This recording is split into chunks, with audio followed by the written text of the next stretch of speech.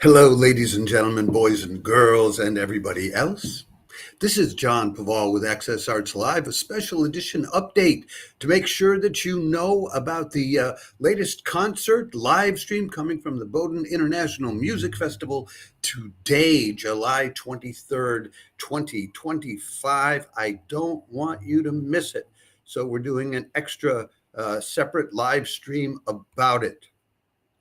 These are high quality live streams. Wednesday, July 23rd, Bowdoin International Music Fest live streams works by contemporary composer Viet Cuong, Rachmaninoff, and Beethoven, with top guest artists, festival faculty, and young festival fellows on board. That's coming up at 7:30 p.m. Eastern Daylight Time, 5:30 on the West Coast. No, 4:30 on the West Coast. Folks, I keep making little mistakes like that. 4:30 in the afternoon on the West Coast, 1:30 in the morning here in Europe, and we're staying up late for it on a Wednesday night, and 9:30 in the morning Australian Eastern Standard Time tomorrow, Thursday morning. Free of charge, high quality live streaming. And there you have the various artists who are going to be involved in playing each of the three pieces that they will be presenting in just about 6 hours from now, a little less than 6 hours from now. Before I go any further, let me remind you, if you're watching this video on Facebook, please like the video. If you're watching on any of our other platforms, please follow and or subscribe to Access Arts Live. We're on YouTube, X, TikTok, Instagram, Threads, and LinkedIn. And we'll continue to make sure that you get more than 1,000 live links to live performances online in the coming year. We're the only website or channel or page that can promise you that. We did it in the last year. We're doing it this year. So let's get on with it, and let me start telling you about the first piece that they're doing, which is a very interesting piece by the contemporary composer Viet Cuong. And appropriately enough, there are several young artists who are festival fellows who are in on this particular piece.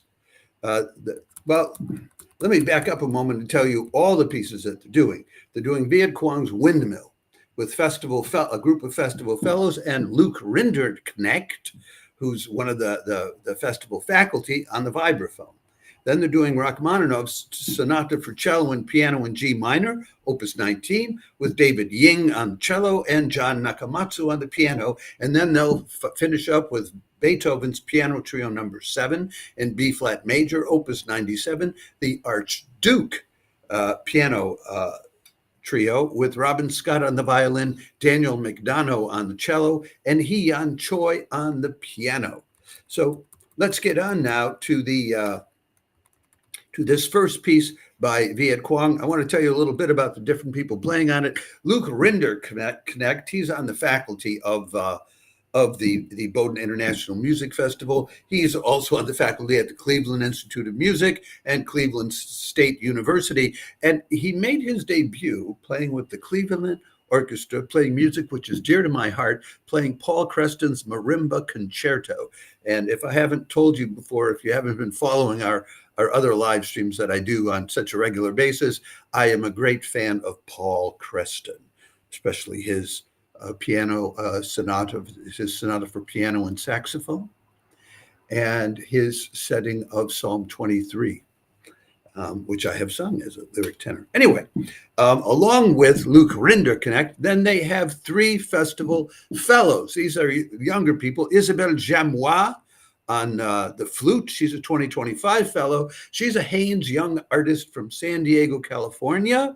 She's working on her master's in flute performance at Rice University Shepherd School of Music, and she got her BA in flute from the Peabody Institute, which is nothing to sneeze at. Then on the violin is Rachel Yee, who is currently studying for her doctorate at the Jacobs School of Music in Indiana. And on the cello is Chae-Yoon Lee, she's from South Korea, And she got her bachelor's from New England Conservatory, her master's from Juilliard, and she's about to begin her doctor's studies at the USC Thornton School of Music. But she's done a fair amount of performing already at venues like Carnegie Hall, Alice Tully Hall in the Lincoln Center, and the Blackmore Music Academy in Berlin. So let me tell you a little bit about this piece by Viet Cuong, which was commissioned by the Cadillac Moon Ensemble. And it was composed over a decade ago, 2013. There's a note. You can, if you go to the website of the Bowdoin International Music Festival, you can find extensive notes. I'm just culling the juiciest bits for you because I can't read, a page and a half of notes for every composer. Anyway, so the Cadillac Moon Ensemble commissioned it over a decade ago. And it turns out that Viet Cuong spent the first few years of his life in Southern California. And he has a memory, for reasons he knows not, of looking out the window of his car. They were driving along and seeing ranks of windmills perched on the hills by the highway. And it just stuck with them, hundreds of windmills spinning in the wind. And then when he sat down to write this piece, he started thinking of other windmills. For example, the Montmartre area of Paris, where behind the Moulin Rouge, there was a windmill. There were windmills all over Montmartre because it was up on the hills. And so you catch better wind up there. I'm live streaming from Paris, so I'm just talking about the neighborhood down the street. Anyway, so that's what he came up with. But then what he thought it would be fun to do was take the different instruments, the vibraphone, the cello, and the violin, and meld them into a single instrument sometimes, and at other times try to create something like a cellophone or a vibraflute by combining two or three of their instruments. So that's what you're in for, which will be played with great zest, I imagine, by these young fellows. And you see Luke Rinderknecht there, the one who's a faculty member, and his idea of percussion is tearing up a piece of paper. So,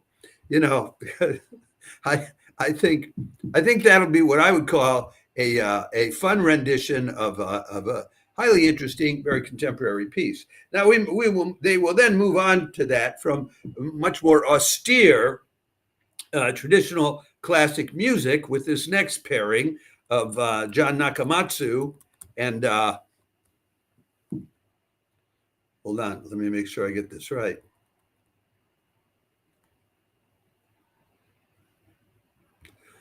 I was on a roll of David Ying and John Nakamatsu. And this next piece is Sergei Rachmaninoff's Sonata for Cello and Piano in G minor, Opus 19, composed in 1901. John Nakamatsu there, he's on the faculty of the San Francisco Conservatory of Music. He had a very interesting career development, though, because he did not start out taking traditional, going to music schools. He did a lot of private training.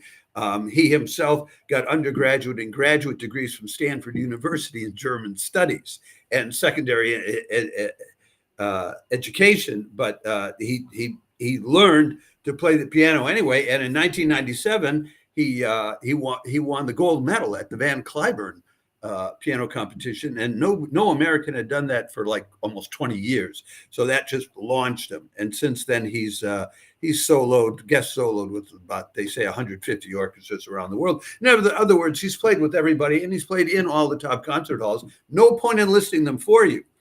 He's also part of a duo with clarinetist John Manasseh. They're the Manasseh Nakamatsu duo. He's got 13 CDs recorded for Harmonia Mundi USA, and a solo recording that he did of Schumann's Second Piano Sonata has gotten over 600,000 hits on YouTube.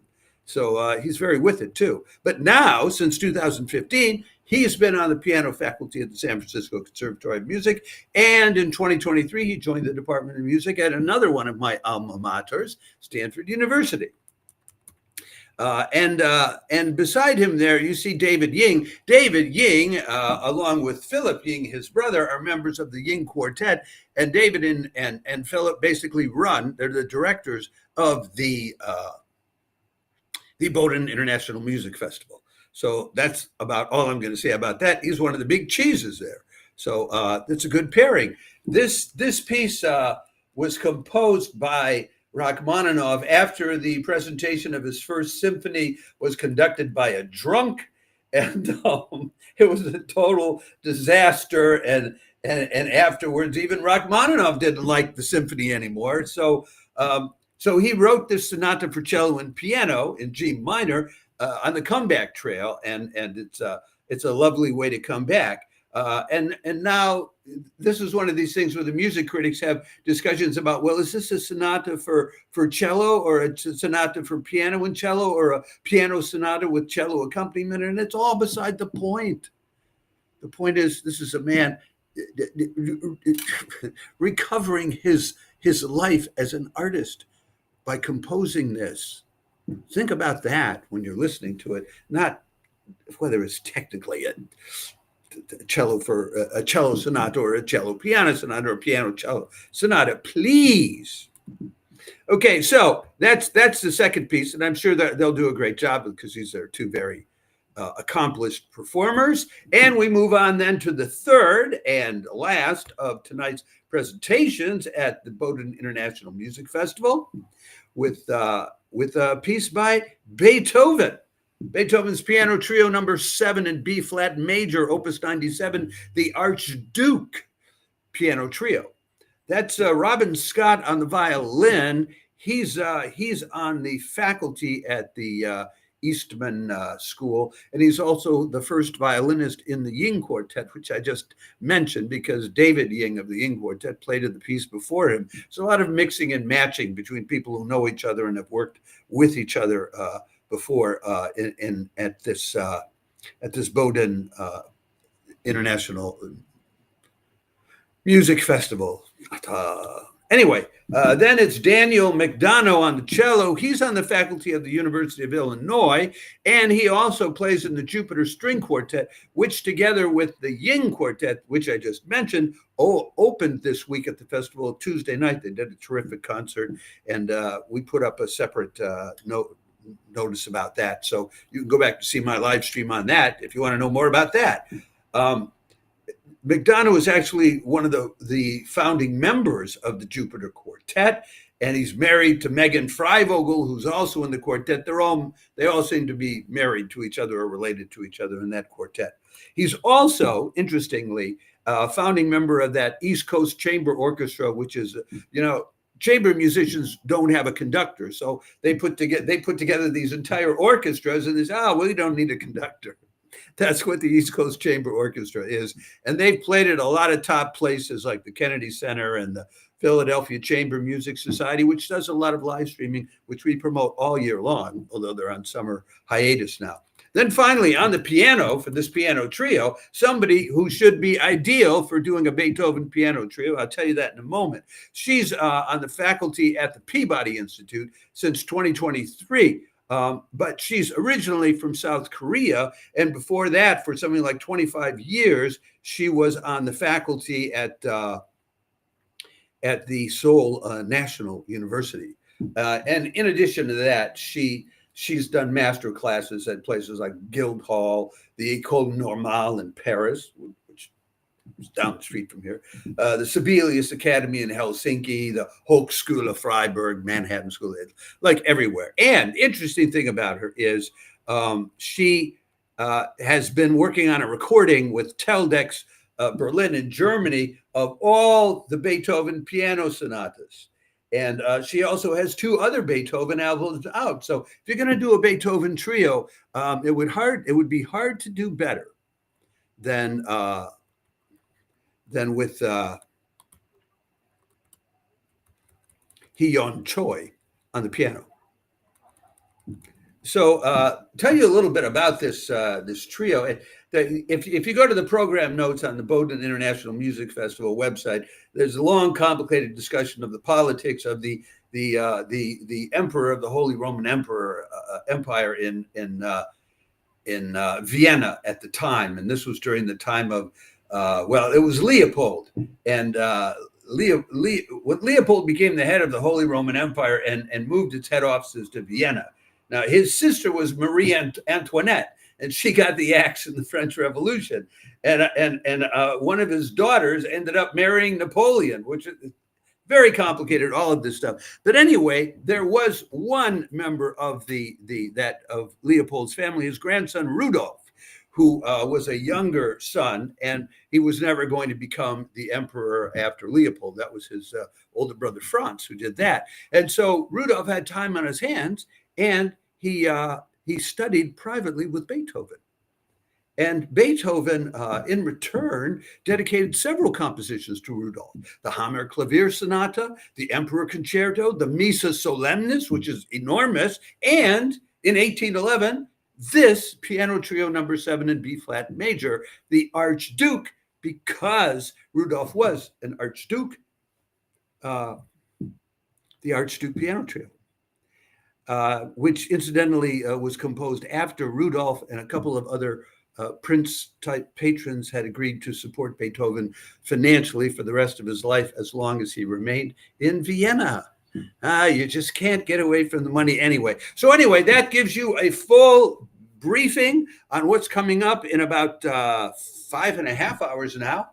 That'll be at, once again, at 7:30 p.m. Eastern Daylight Time, 4:30 in the afternoon Pacific Daylight Time, 1:30 in the morning here in Europe, and 9:30 in the morning down under in Australia tomorrow morning, Thursday morning. I hope that you may find this information valuable to you. I hope if you run across this motivates you to go and enjoy this concert. It's free of charge. And with that, I'll say ciao for now. I'll probably be back on Friday at the end of the day to give you the highlights of the weekend, which will include another live stream free of charge coming from the Bowdoin International Music Festival on Saturday.